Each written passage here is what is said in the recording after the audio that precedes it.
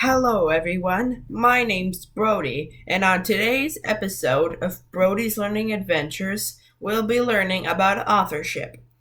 We tend to think of authors as the people who write novels and poems, but in fact, anyone who writes anything is an author, whether they're writing fiction, like poetry, or nonfiction, such as science textbooks. In memoirs, autobiographies, and journalistic pieces, I refers to the author's own point of view, or POV as it stands for. These are some factors that impact an author's POV. What time in history was this author writing? What is the author trying to convince you of as the reader? What events in their upbringing and personal life influenced their writing style and the evidence they chose to include? An author always has a unique perspective and purpose. It's your job to figure out what it is. Author background and perspective. Just like in fiction, an author's biographical background can affect the way he or she writes nonfiction. An author's biographical background, his or her life story, culture, historical time, location, experiences, etc., affects his or her perspective in writing, even when writing about facts. Example: compare these two passages about riverboats, one by Maxim Gorky, who was born in Russia in 1868, and one by Mark Twain, who was born in America in 1835.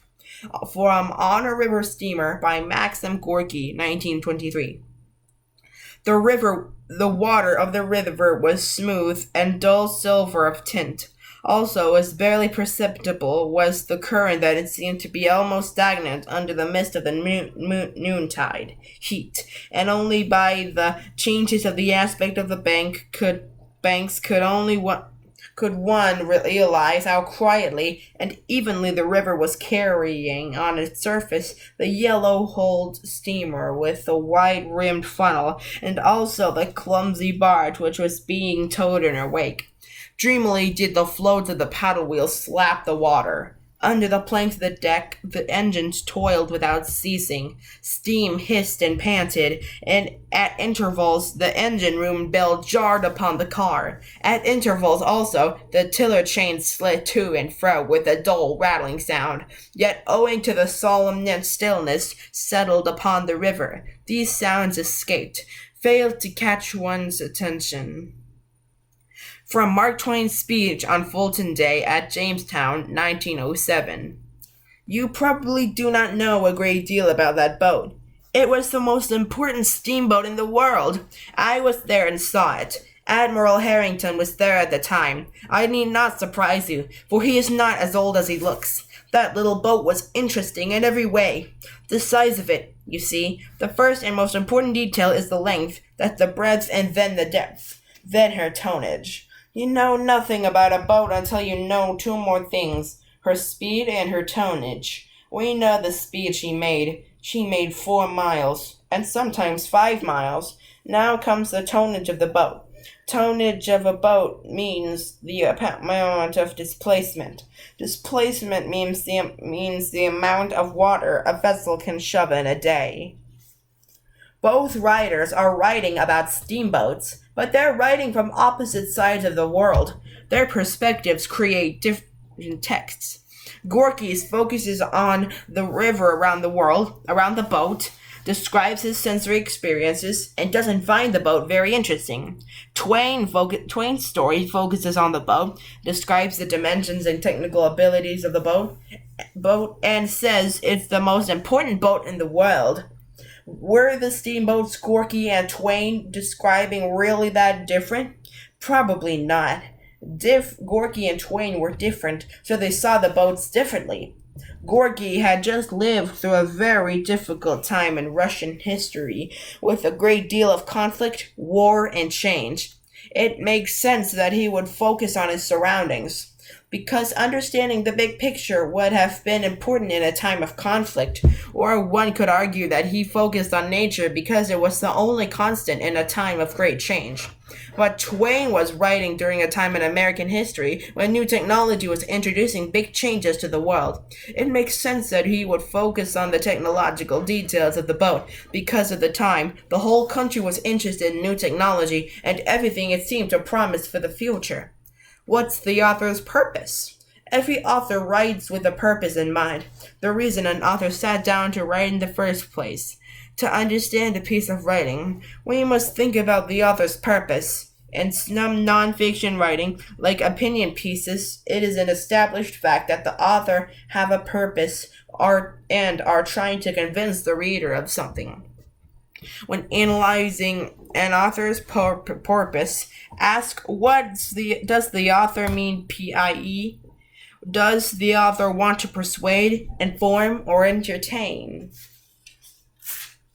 My purpose is to educate you. Example: Don't Vote for Joe Jerome by Alan Allendale, mayoral candidate. My Brother Should Not Be Mayor by Susie Jerome.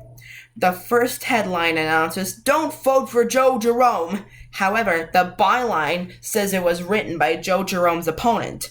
The second headline states, "My brother should not be mayor."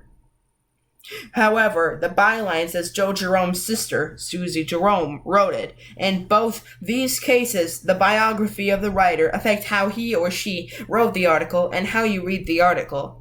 Byline means tells you who is the author of the article.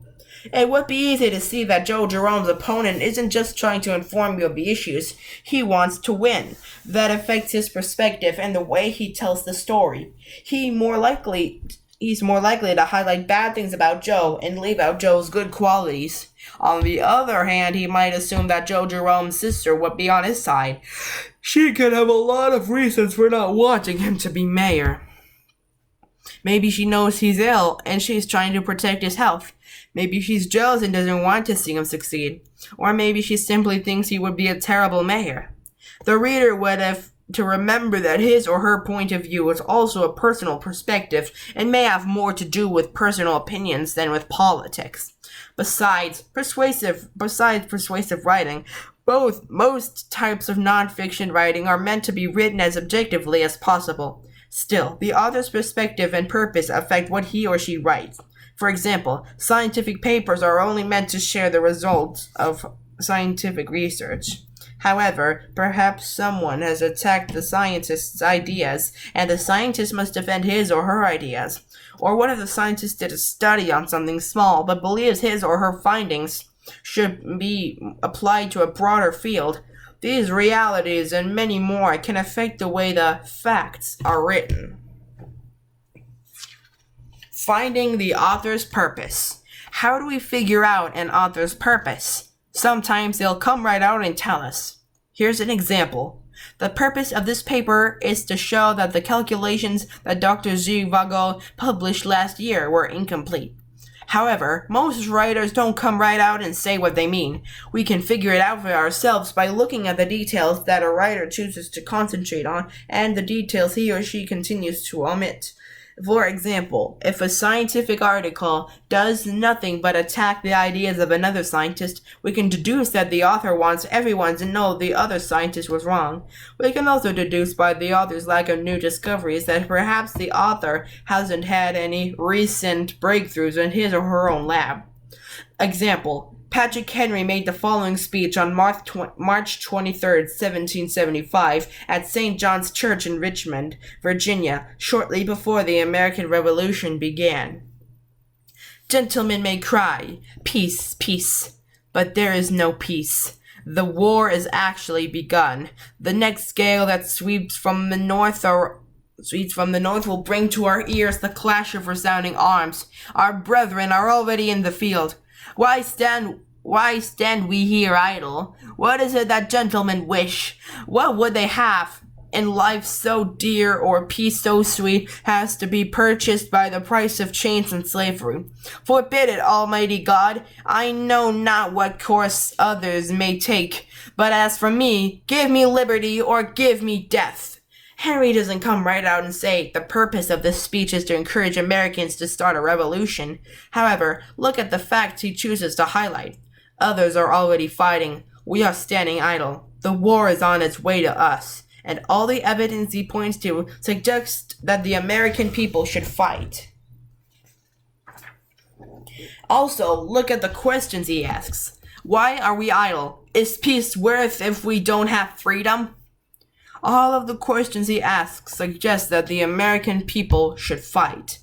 We get the best sense of what Henry means in his famous last line. I know not what others may take, but as for me, give me liberty or give me death.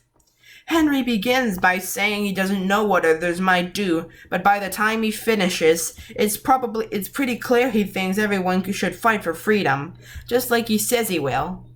Conflicting evidence and viewpoints. Whenever anyone has an idea, there's probably another person who has a conflicting one. The same can be said for evidence. A good writer knows that not everybody agrees, even when the facts seem irrefutable, so the author will mention that other points of view and pieces of evidence in his writing and explain why they shouldn't count.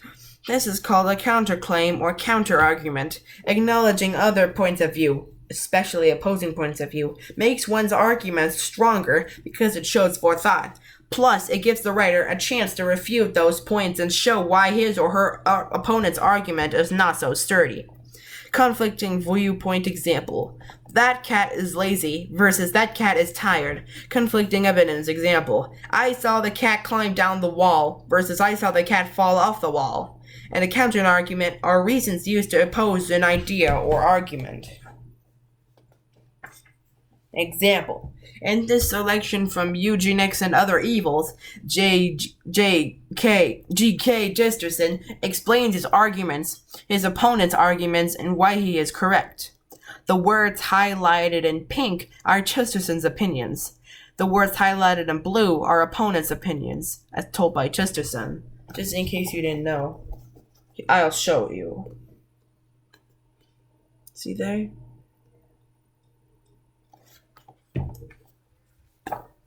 There exists today a scheme of action. It is a thing that can be pointed out. It is a thing that can be discussed. And it is a thing that can still be destroyed. Highlight Chester's opinion. It is called for convenience eugenics, and it ought to be destroyed. Chesterton's opinion. I propose to prove in the pages I follow. I know that it means very different things to different people, opponent's opinion, but that is only because evil always takes advantage of ambiguity.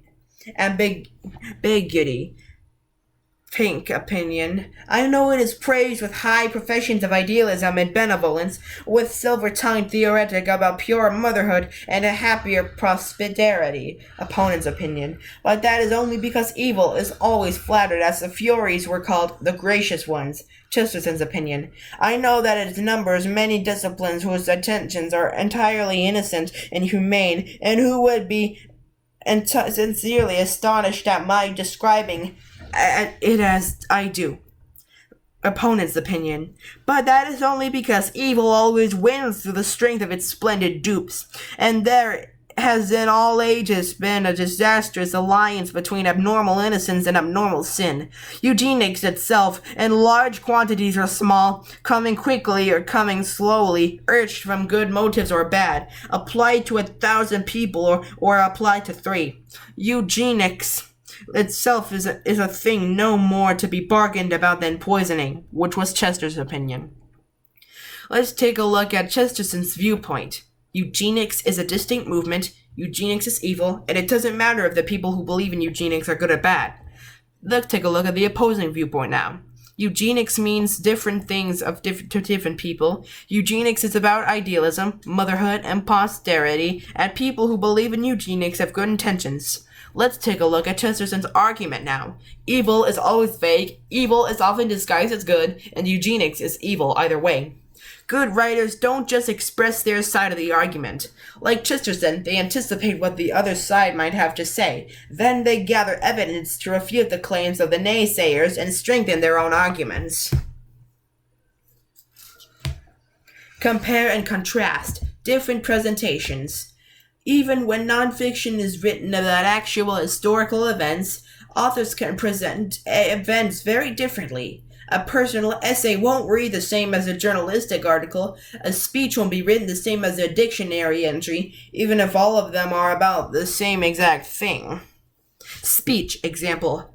I'd like to thank my mother, who instilled in me a love of all flowers, but especially daffodils, from a very young age. In fact, I just discovered the most beautiful hill of daffodils I've ever seen while on a walk in the woods today. There must have been thousands of them there, and as a member of this horticultural society, I couldn't resist strolling down the hill. When I got to the bottom, I found a patch unlike anything I'd ever seen.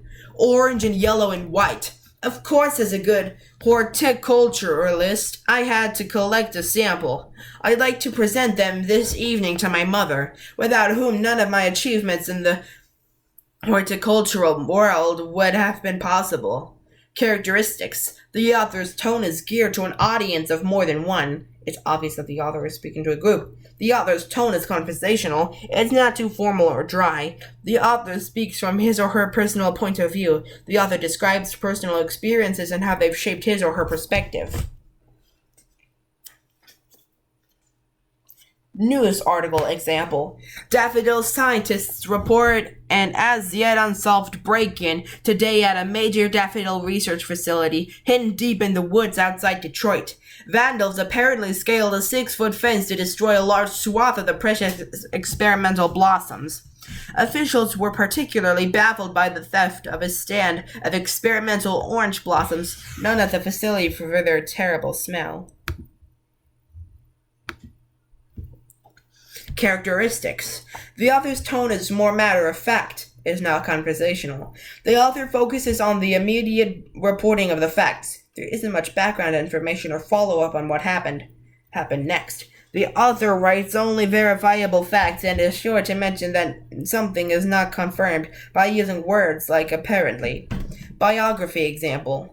The unsolved mystery, no one ever discovers who broke in or why, break-in at the McMurdo Daffodil Research Facility proved to be a pivotal moment in the history of daffodil research and a life of Czeslaw Finbromovic. Its primary champion, after the daffodils were destroyed, security at the site was called into question, and many major donors declined to continue funding. Heartbroken, Finbromovic changed his name and joined the circus, where he catapulted into international fame as Finn Flowers. But his lifelong dream to discover whether daffodils might actually be the long-sought cure for insomnia was lost forever. Characteristics. The author focuses on conveying facts, some of which may have only been released long after the incident. Nobody else identified the actual name of that site. The author focuses on the long-term reporting of the facts. There is background information and follow-up on what happened next, and the author uses literary techniques to tell the story, structuring a plot, explaining characters' motivations, and building drama with phrases like "lost forever." Here's a quiz to see if you've been paying attention. True or false? An author's biography affects his or her fiction writing, but not his or her own non-fiction writing. True or false? The place where an author grew up can affect the way he writes a scientific paper. 3. Explain what an author's purpose is. True or false? The purpose of a piece of writing will never be different from what the authors say it is. To read the following passage from Through the Magic Door by Sir Arthur Conan Doyle. What is the author's purpose? I care not how humble your bookshelf may be, nor how lowly the room which it adorns. Close the door of that room behind you. Shut off with it all the cares of the outer world. Plunge back into the soothing company of the great dead, and then you are through the magic portal into that fair land whither worry and fixation can follow you no more. Read this passage from Mary Wollstonecraft's Vindication of the Rights of Women. What is the author's viewpoint? What is the opposing viewpoint? The education of women has, of late, been more attended to than formerly, yet they are still reckoned a frivolous sex, and ridiculed or pitied by the writers, who endeavor by satire or instruction to improve them. True or false? When a good writer builds an argument, he will mention the opinions of people who might disagree with him. True or false? Someone who tells her own story will not always have the same perspective as her biographer. True or false? A biographer will never contradict the opinions of the person he is writing about. True or false? A journalist's culture might affect the way she writes about a story. Pause the video now to think of the answers for yourself. Pause the video now to think of the answer for yourself. On to the answers. 1. False. 2. True. 3. An author's purpose is the reason why he or she is writing something. 4. False. 5. The author's purpose is to show that it doesn't matter where or what you read. Reading can transport you to a new and better place. 6. The author believes that women are gaining more access to education, yet opponents believe that women are frivolous and pity and ridicule them. 7. False. 8. True. 9. False. And 10. True. Be sure to like, comment, subscribe, and hit the notification bell so that way you won't miss any of my new episodes. This is Brody signing out.